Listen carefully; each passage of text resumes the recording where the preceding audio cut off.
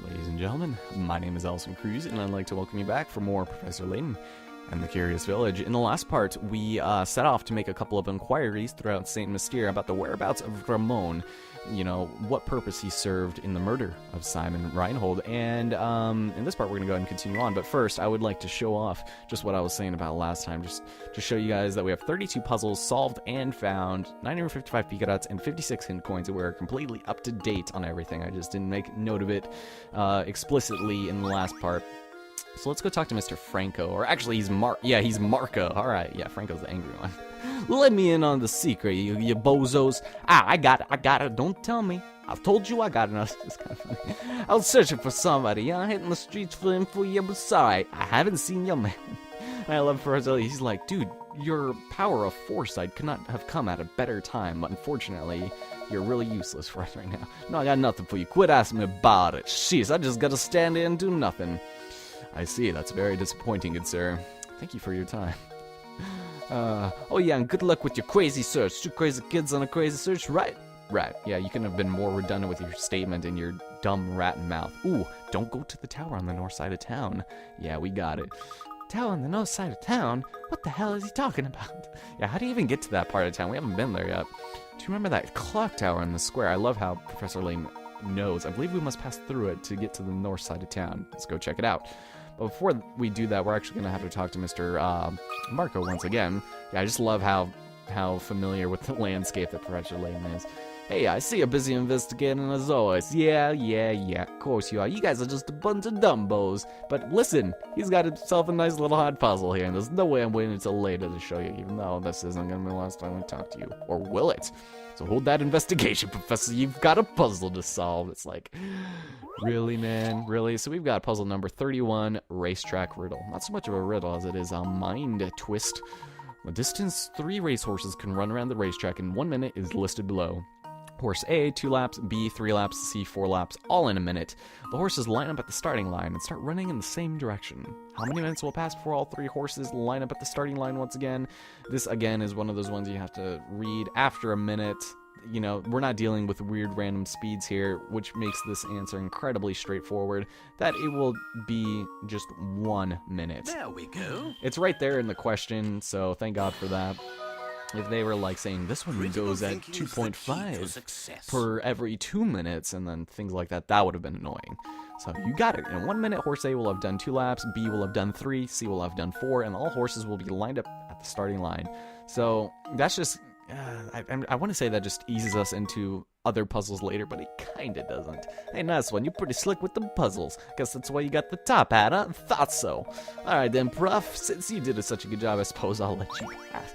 As if you would have done it otherwise. And it's like, yeah, take this. This is a token of my appreciation. I just picked it out of the trash can and it looked very appealing. But before we go, we can go head back inside of the blue door and head in here. But there's actually something else. In addition to that wax candle, we've got ourselves a nice little candy jar. Very nice. This is also the root of another puzzle. Those candies look absolutely scrumptious, don't they? Luke, these candies just gave me a splendid idea for a puzzle. Have a listen to this. Like, geez, do you get sidetracked by everything? Anyway, we've got candy jars, puzzle number 32. You have 10 jars filled with 50 pieces of candy each. You then pour the candy into small bags and attempt to get half a jar in each bag. Now you have 20 bags of candy. What is the percentage likelihood that there are an average of 25 pieces of candy in a single sack? Now, this is actually pretty easy if we just write it all out, or you could even do it in your head, but hell, we've got 10 jars, okay, so we've got 10 total jars, as well as 50, there you go, 50 pieces of candy per jar, which leaves us with 500 total pieces of candy. And now what we pretty much have to do at this point is divide the entire thing, but what they're looking for is the percentage likelihood that there is an average of 25 pieces of candy. So if we have 20 bags and we go and divide that by the 500 pieces of candy we need to put into there, anyone who could just do simple mathematics, do 50 divided by 2 equals 25. There we go. And so if there's going to be 25 pieces of candy per bag every single time, then the percentage likelihood is already at 100, if that makes any sense. See, I think I would be terrible at being a teacher because I'd be like one of those like maniac hand teachers that would try to explain things. It's like, look at me! But yeah, I couldn't see myself as a teacher. Or at least a math teacher. I just thought about English or literature or something, but we'll see. Very good. You had 50 pieces of candy in 10 jars, giving you a total of 500 pieces. You divided 500 into 20 bags, and of course the mathematical average of this will be 25 pieces a bag. They all look so happy up there. Ooh, we got Gretchen, and we got Lucy Lou, and we got Jim and Jazz. There we are. Once you discern what the question is saying, the problem is a rather simple one, isn't it? Yes, it is. We already know this from before, Professor. So candy jars is now in our index, but this is not the last we'll be seeing of this place because, well, they're going to start reusing things. Ladies and gentlemen, back to the candle of wax. The wax of candles. Oh, look, another candle. Look, it's the same one. This reminds me, have you heard this one before? Luke's just like, are you talking about the one with the really dumb answer? Whatever. We got light. Which one? Oh, this one is also very dumb. You have only one match left. You want to light the room with an oil lamp, start a fire to warm the room, and heat your bath water. In order to complete all of the above actions, which of these should you light first? So you might be thinking to yourself rationally, well, hey, if I wanted to light one first, what would it need to be to light the others? Well, I would say that it wouldn't be the bathtub, because how can you transfer the heat to, say, you know, maybe the fireplace? Would that also work? But no, that doesn't work either, because you can't transfer it to the tub that way. So the only thing is the candle. But that's not right either, or the oil lamp, rather. It's like, how do you heat anything with that? No, I got this by accident, like pure accident. You have to light the match first. It's like, you're friggin' dumb, man. Some of these puzzles are just beyond me at times. It's like, how's this a puzzle? This is just, yes! This is just like walking down the hall and somebody sticking his foot out to trip you. It's just like, hey, look at it, it's a match. The first thing you need to light is the match itself. Without a fire source, how could you possibly start to take care of the lamp, bath water, or fireplace? It's like, why isn't the water already warm? I forgot we're in a pretty earlier time period. Wonderful work, Luke. That is indeed the answer. Luke's probably just like, Professor, can you stop giving me all these dumb candle questions? They're really starting to get on my nerves. Yep, nobody's minding the shop. Just get out of here. Oh, and for whatever reason, we decided to get a pine bed out of it, so nobody's minding the shop. I'll go ahead and take this bed. Alright, Professor Layton, since you solved the puzzle, let's go and take that. Except I don't think Layton solved that one. Whatever. Got a light? You're fired, so now the candle is gone again. And so, let's go ahead and probably get out of here. I don't think there's anything left for us here. We need to start heading off to the clock tower, but of course we're going to need to take a couple of diversions first and foremost. That's the clock tower that's the clock tower you're talking about, right, Professor? Right, Professor Layton? Oh, God. So, yeah, I need to start showing the top screen a little bit. I don't know. Yes, quite right. The one we were talking about before. Someone's standing under the entrance, but if you couldn't have guessed who it is, it's Mr. Deke. But first, I would like to bring notice to Mr. Percy here. Perseus of the electrical thief or whatever. Is it true what they're saying about the murder at Reinhold Manor? It's like, how did you hear about that? Did you see them taking the body out? You probably did, considering how small this town is. So he wants to write a novel. Oh, excuse my insensitivity. I'm just always on the lookout for new ideas. How can I already forgot what voice I gave him like 10 episodes ago, but no big deal. We're looking for Ramon. Have you seen him around? Or Raymond? I don't know, because, you know, like Raymond, but... no, I can't say that I've seen him today. I forgot what hipster voice I gave him. But if you search around town, it's turned up nothing. He's probably at the park or in the tower. You know, some of the villagers don't normally go. It's like villagers don't normally go to the park. The tower, huh? Well, you should stay as far away from that tower as possible. There are all sorts of bad rumors about it. Then why is it even here? Oh God, I love his little, like, finger JPEG there. Sure seems that way. We keep running into people who say that. Just what are the rumors? Just, you know, bad stuff. You know, I can't really say anything in particular, but I'm just gonna disappear now. Yep, something very scary about the tower. All talk, no bark. Oh, sweet, glorious dual screen action in action. But I think that might be all he has to say, because we actually need to head off to the House of, I almost said House of Cards, House of Puzzles now. Still no luck finding the villain? Well, not quite yet. We haven't exactly left, good sir. What an odd world we live in. Well, you know what they say, truth is stranger than fiction. And it's the world that we live in. Alright, speaking of fiction, oh no, he gives us another one. Wait, which one is this? I completely forgot which puzzle this is. I'm unprepared. Oh, how many sheets? Oh man. This one tripped me up at first, but it's not really that hard. Several rectangular sheets of transparent film are arranged on top of each other as shown. The lines represent areas where one sheet overlaps another. at the thickest point of this pile, how many sheets are overlapping? Now, there's not really much you can do here aside from just kind of looking and maybe guessing, but we can start off by counting each of these, and if I'm not mistaken, there are exactly 7 sheets here, and that should be all of them. Yeah, that kind of looks like it. Okay, so now that we've determined that the number has to be at least less than 7, it looks like some of these already aren't even there, so we could look at the point where it seems more more condensed, is this area. And if I'm not mistaken, I would have to probably say this little rectangle here is probably the area where it is. I know the answer, but it was like pure luck the first time I got it, even with the things. I guess this is how you'd find it otherwise. There's 5 lined up there. You can't get the 2 on the bottom right, so I guess you can just go for it. I guess that's how you would just find it regularly. That's what I tried at first, and I got lucky with the guess, but there we go. It's not particularly difficult.